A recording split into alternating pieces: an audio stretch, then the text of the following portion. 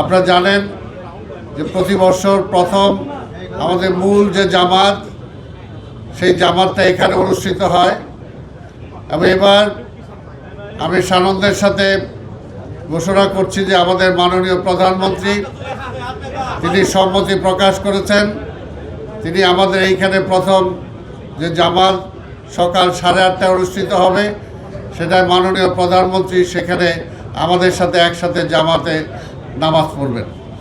এইখানে আপনারা সবাই জানেন যে প্রায় 35,000 লোকের জন্য নামাজের ব্যবস্থা আছে, পাশাপাশি মহিলাদের জন্য নামাজের ব্যবস্থা আছে।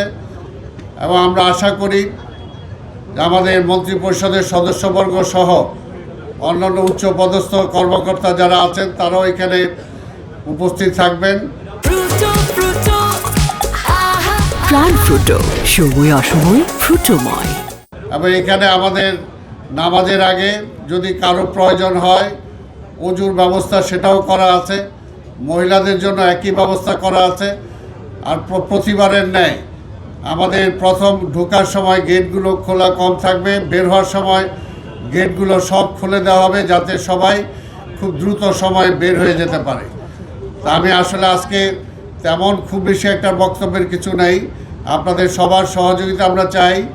ঢাকা দক্ষিণের পক্ষ থেকে নাগরিকদের সকল সহযোগিতা আমরা চাই, প্রশাসনিক সকল সহযোগিতা ইতিমধ্যে আমরা পেয়েছি এবং ইনশাআল্লাহ ঈদ পর্যন্ত আমরা সেটা পাবো, এটাই আমরা আশা করি।